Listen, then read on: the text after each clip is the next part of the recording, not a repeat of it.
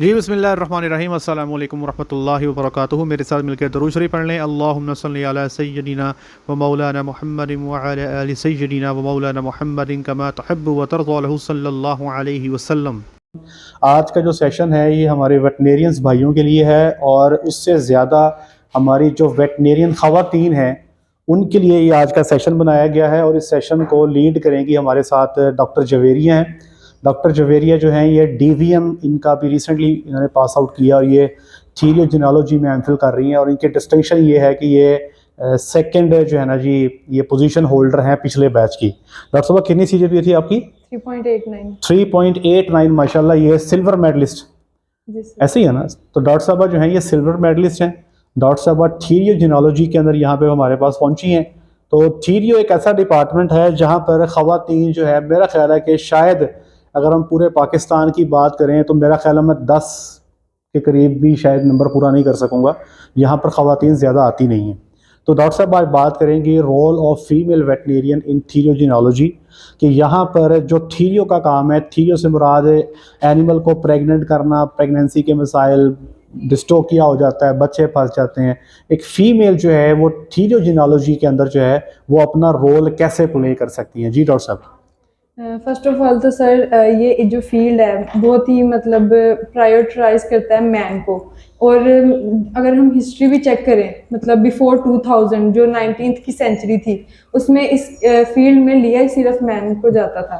लेकिन जैसे जैसे दूसरे फील्ड्स को देखा गया जिसमें और इन्हीं फील्ड से रिलेटेड जो थे मतलब DVM के दूसरे सब्जेक्ट्स में कि गर्ल्स जो हैं वो अच्छे ग्रेड ले रही हैं, अच्छा परफॉर्म कर रही हैं, रिसर्च में अच्छा कर रही हैं, इवन गवर्नमेंट जॉब्स, मिलिट्री, इनमें इनकी परफॉर्मेंस बहुत अच्छी है। तो फिर 2000 से ऑनवर्ड थीरियो में, ऑब्स्टेट्रिक्स में और वेटनरी में फीमेल्स को भी प्रायोरिटाइज करना शुरू कर दिया गया।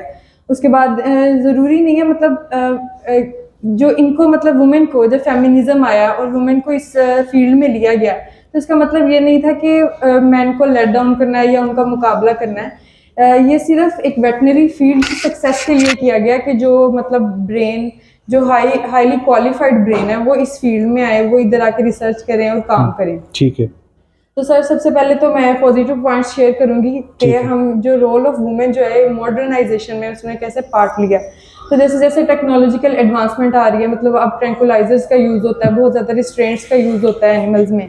तो लाइक कंपेनियन एनिमल्स हैं या कुछ ऐसे एनिमल्स हैं जो एग्जॉटिक ब्रीड्स हैं जैसे बर्ड्स वगैरह, इनमें भी तो फीमेल जो है इनको अप्रोच कर सकती हैं। लार्ज एनिमल केसेस तो थोड़े मुश्किल हैं लेकिन ये जो स्मॉल एनिमल्स और एग्जॉटिक ब्रीड्स हैं ना इनमें थोड़ा काम कर सकते हैं। डॉक्टर साहब यहाँ पे मैं थोड़ी सी चीज़ ऐड करता हूँ।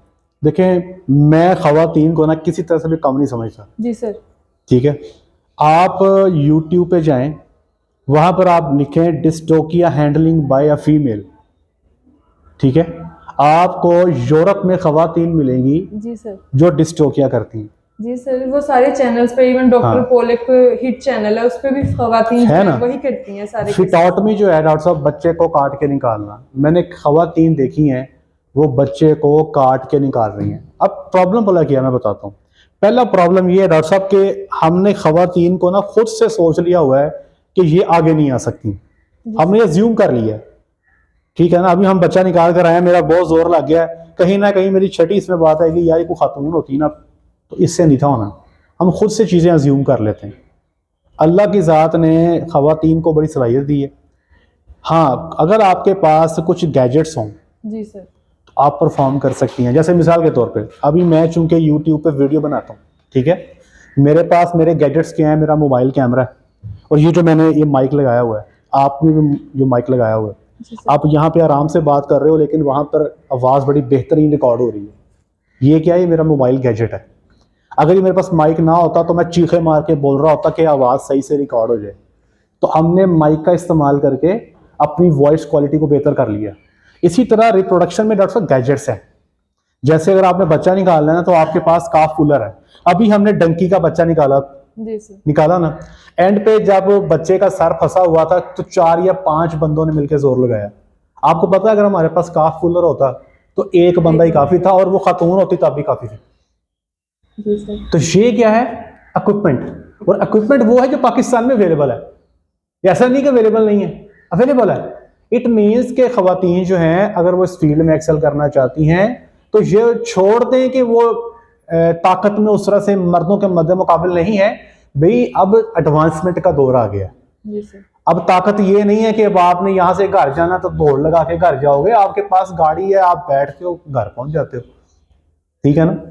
तो आपके पास इक्विपमेंट्स मौजूद हैं। इसी तरह जनाब अली आप जो है ना जी, एक चीज़ मैं आप लोगों को गाइड करूँगा, जितने भी ख़वातीन हैं पाकिस्तान में जो वेटनेरियंस हैं, उनसे मेरी गुजारिश ये है कि अपनी लाइफ में थोड़ी सी एक्सरसाइज को शामिल कर लें, क्योंकि हमारा जो वे ऑफ लिविंग है ना, उसमें मेल्स जो हैं वो फिर किसी ना किसी तरह कैपेसिटी में हम घरों से बाहर निकल जाते हैं, कोई थोड़ा बहुत जोर ऊपर नीचे क्रिकेट श्रिकेट भी खेल लेते हैं, थोड़ा बहुत हमारा हो जाता है।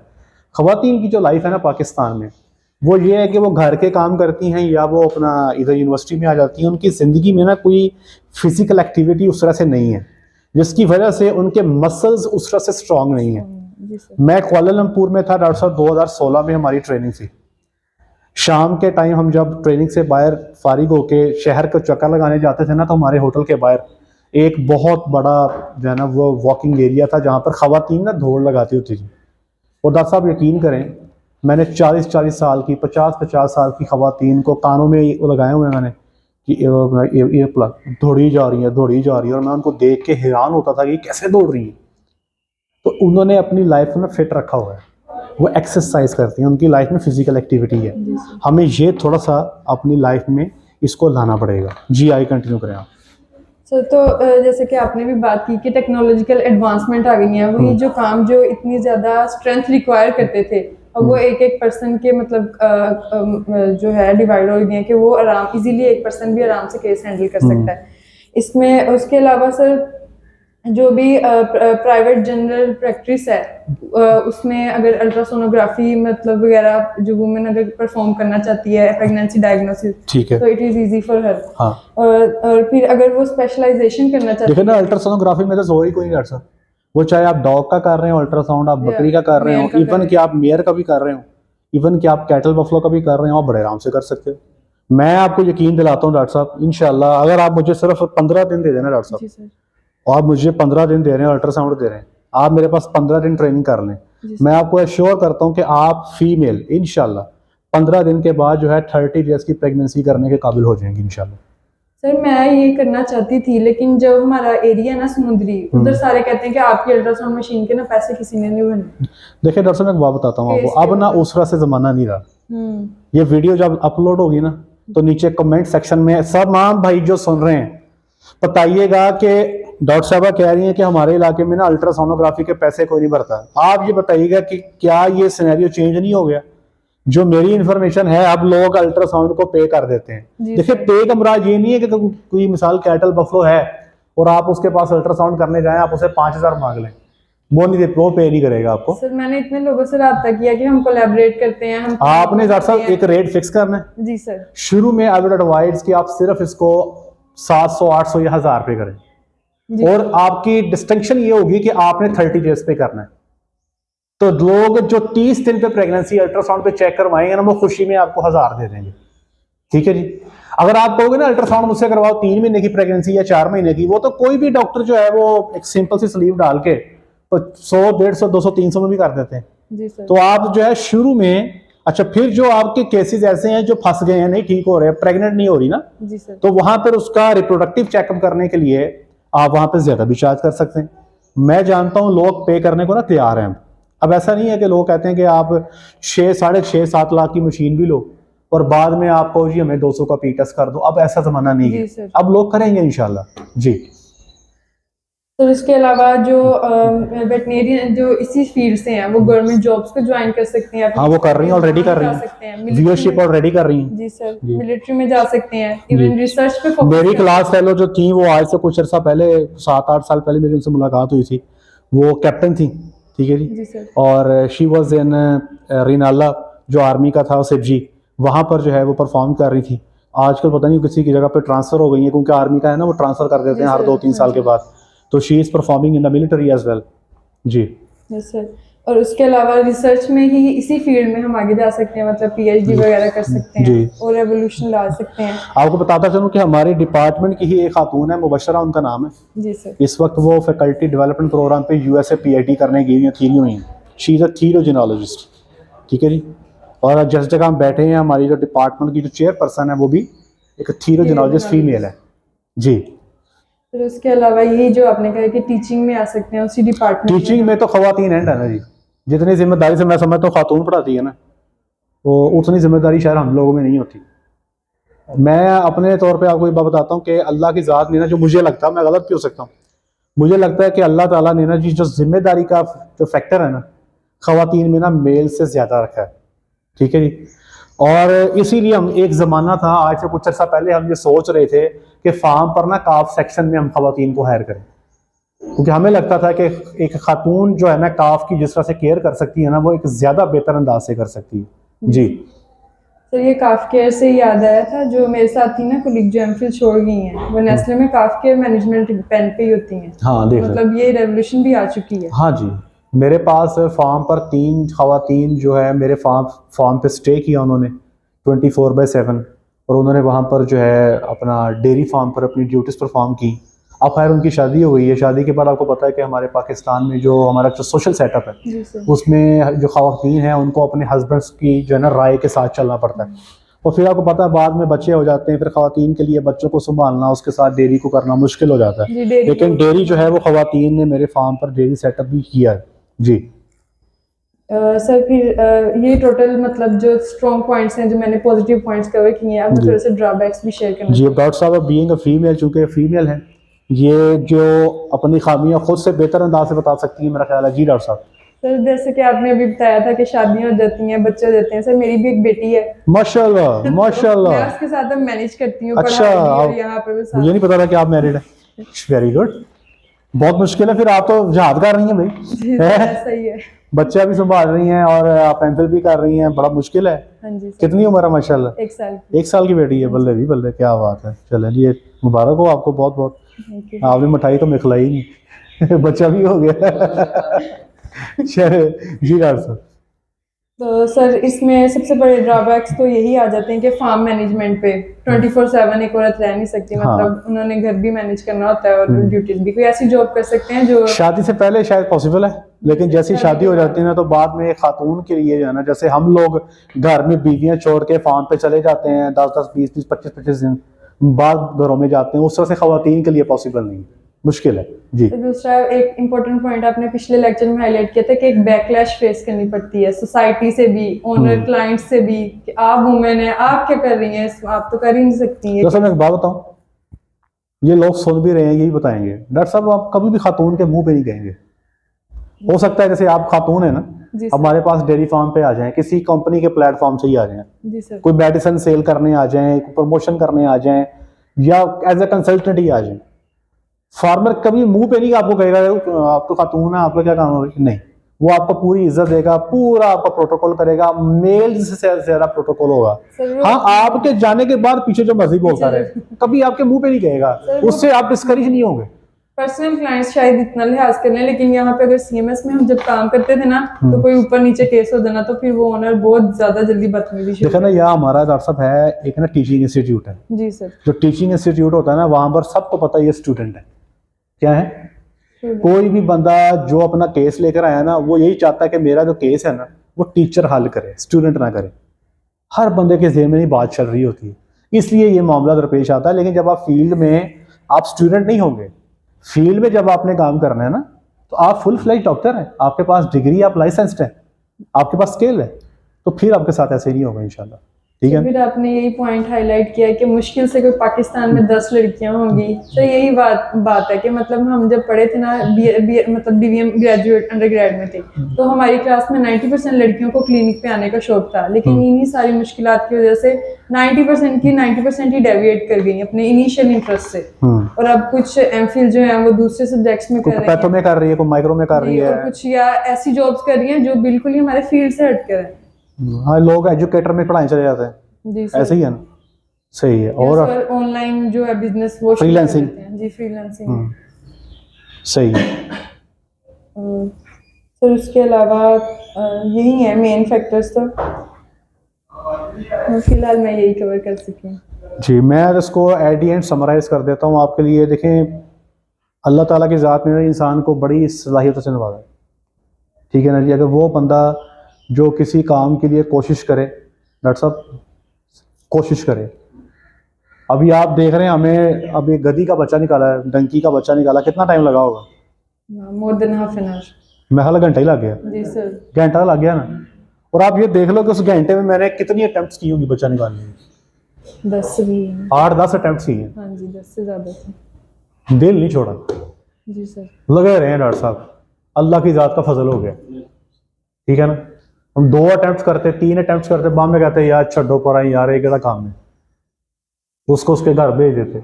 लेकिन नहीं डॉक्टर साहब, कोशिश है, आप कोशिश करें, अल्लाह से मांगें।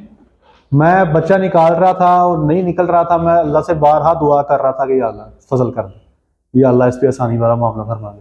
करना तो जी अल्लाह की ज़ात नहीं है, इंसान कुछ नहीं है, हमारी कुछ औकात नहीं है, हमारी कोई हैसियत नहीं है डॉक्टर साहब, फजल अल्लाह का होता है। याद रखिएगा, इंसान जो बढ़ के मारते हैं ना, हम अपने एक सांस का भी इख्तियार नहीं रखते कि हमारा अगला सांस आना भी है या नहीं, हमें इस पर भी इख्तियार नहीं है कि है नहीं है। तो हम जब इतना भी बड़ा इख्तियार नहीं है कि हम अगला सांस भी अपनी मर्जी से नहीं ले सकते, तो हम ये कैसे कह सकते हैं कि मैंने ये तीर मार दिया? नहीं, ये खालिसतन अल्लाह का फजल होता है। तो कोशिश करते रहें, अल्लाह से मांगते रहें और डायरेक्शन अपनी दुरुस्त रखें, आप देखेंगे अल्लाह की ज़ात आपको अता फरमाएंगे इंशाल्लाह। अगर आप खातून हैं तो मैं आपको ये रिकमेंड करूँगा कि पहले तय करें, अगर आप थीरोजिनोलॉजी में आ गई हैं, आप किस स्पीशी पे काम करना चाहती हैं। आप गाय पे काम करना चाहते हो, भैंस पे करना चाहते हो, डॉग, कैट, शीप, गोट, मेयर, कैमल, किस पे काम करना चाहते हो, आप पहले उसको फिक्स करो। उसके बाद फिर आप उस फील्ड के साथ जुड़े जितने लोग हैं उनके साथ अपना ताल्लुक बढ़ाओ। मिसाल के तौर पे मैं कहता हूँ जी, आप कैटल बफलो को आप फोकस कर लेते हो, जी सर। तो आपको क्या चाहिए कि जितने भी यहाँ पर केस आते हैं कैटल बफलो के, आप उसको डील करें। उसके बाद मैं आपको 5 से 6 चैनल्स यूट्यूब के बता सकता हूँ जो डॉक्टर्स के हैं और वो इसी पर हैं, और आप उनको देखेंगे, आपको खासा फायदा होगा। आप बुक्स को स्टडी करें, और अगर आप कैटल बफलो में आ जाते हो तो you need to be physically strong, तो आप उसके लिए एक्सरसाइज करें। आप तो मेरा ख्याल है कि कोई ऐसा मसला नहीं है, घरों में आप एक्सरसाइज का सामान जो है बड़ी मुनासिब सी कीमत में घर पे जो है, यूट्यूब पे वीडियोस होते हैं कि आप डे टू डे कैसे करते हैं, डे टू डे आपने कैसे करना है, तो आप उसके ऊपर अपना फोकस स्टार्ट कर दें। आप देखिएगा इंशाल्लाह अज़ीज़ ये सारे काम आप कर सकेंगे, ठीक है ना। डीवीएम से ही कर रही हूँ, हाँ, आप कर रही है ना, बस ठीक है। ये चीज़ें अपने साथ करें, और मैं ये फिर कहूँगा कि दिल छोटा नहीं करना। अगर आपको सोच है, आपका शौक है एक काम करने का, तो आप उसमें डट जाएं, जी सर, ठीक है जी। हाँ, सोसाइटी के अंदर जब आप हवा के मुखालिफ चलते हो ना, तो फिर आपको मुश्किल होता चलना। हवा इस रुख जा रही है, मैं इस रुख आ रहा हूँ, मुझे मुश्किल होगी, लेकिन उस मुश्किल से आपने घबराना नहीं है, ठीक है। रात चलते हुए अगर कोई आप पे पत्थर मार रहा है ना, तो आपने चुप करके अपने सफ़र पर रवा दवा रहना है। आपने किसी पत्थर मारने वाले को जवाब नहीं देना। अगर आप हर बंदे को रोक के जवाब देने लगेंगी ना, तो आप मंजिल पर लेट पहुंचेंगी। आपको बड़े लोग कहेंगे ला जी खवातीन बच्चा तो निकलता कोई नहीं ना, कोई कितने यार पीटी तो करने नहीं आती ना। लोग जो है ना, ये प्रॉब्लम आ रहा है ना, हम चुगली करना भी पसंद करते हैं हम एज ए नेशन, तो लोग आपको डिप्रेस करेंगे, डिस्करेज करेंगे, ठीक है जी। लेकिन बात वही है कि आपने डिस्करेज नहीं होना, आपने यहाँ से सुनना है, यहाँ से निकाल देना, and you need to be very focused. जी सर, आपका काम है फोकस्ड रहना है, फोकस्ड रहें। मैंने जब यूट्यूब चैनल बनाया ना डॉक्टर साहब, शुरू की बात है, जो मैंने उस पर वीडियोस लगानी शुरू की, तो कुछ लोग थे, मैं उनका नाम नहीं लेता, उन्होंने ना जी नीचे कमेंट्स में आ गए ना चंगा साड़ फकना, ठीक है जी, बड़े अजीबोगरीब कमेंट्स करने। मैंने 3-4 दफ़ा ना जी वीडियोस के नीचे उनको जस्टिफाई किया, उनके सवालात के जवाब देने की कोशिश की। मुझे बहुत जल्दी अंदाज़ा हुआ कि नहीं यार, ये लोग सवाल नहीं कर रहे, ये सिर्फ तनकीद पर तनकीद कर रहे हैं।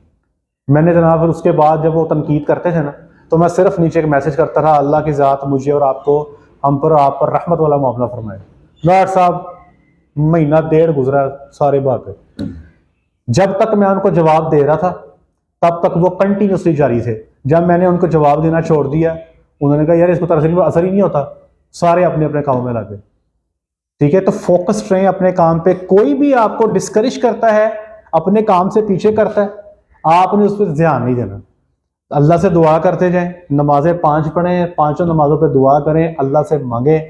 ठीक है जी, देखिएगा इंशाल्लाह चीज़ें आपके लिए आसान हो जाएंगी। फोकस्ड रहें, मेहनत करें, अल्लाह आप सबको कामयाब करे। आप लोग को बात करना चाहते हैं मेज़?